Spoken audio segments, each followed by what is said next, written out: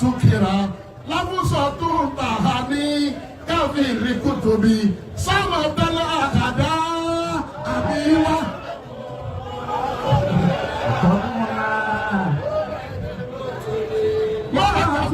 Mọ́lá tàbára wọ́n kọrin náà omi gbogbo ayé kẹ́nìkan wá ní ọwọ́ ajáde wá ní ya Rasulullah òsì bí ẹ̀yìn tá a wí à ń ka nẹ́bì lọ́lọ́wọ́ ẹlẹ́kẹ̀dì gbogbo ẹni ọba kàkà sínú àná ó ṣe ìsìlákù billahi ó ṣe wọlọ́tọ̀ gbogbo ẹni ọba tí wọ́n kàkà sínú àná kí wọ́n bọ́ ta kọ́ fọ́tọ̀ òun létí àti fitinẹ́tù náà ìmà wala anakun lọ́ọ̀dì alámánista kásá ha àṣẹ́hù náà sínú náà kábàárì. àṣẹ́hù náà sínú náà kábàárì wọ́n ní àlìmọ́.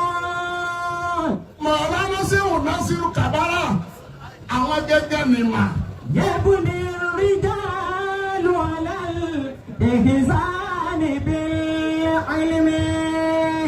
mọ̀ọ́lá kábàárà nàró àwọn èèyàn ni. Onísúfì tí ó ta kàbárà láyà ní gbogbo àgbáyé yóò múra. Wọ́n sọ̀rọ̀ tàṣọ wọ́fẹ́. Bí wọ́n bá ń bẹ̀rẹ̀ onísúfì, mọ́lá kàbárà gẹ̀ ní súfì. Bílí màrú fi màrú fọ́. Bàbá lẹ́yìn gbajúmọ̀ nínú mímọ́.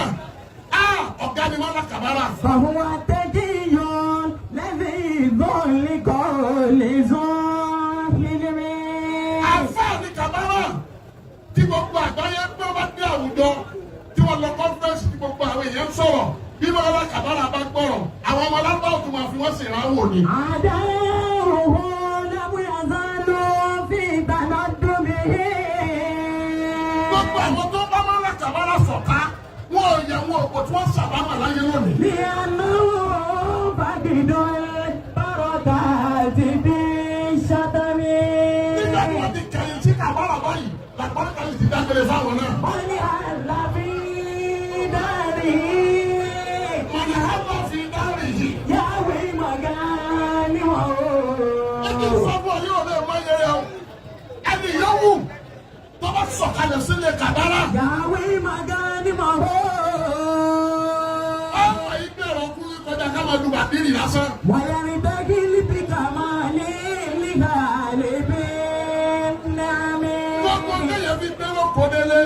Ìparí ọ̀rọ̀ mi máa kánà fi ní àmì. Máa kàná fi ní àmì.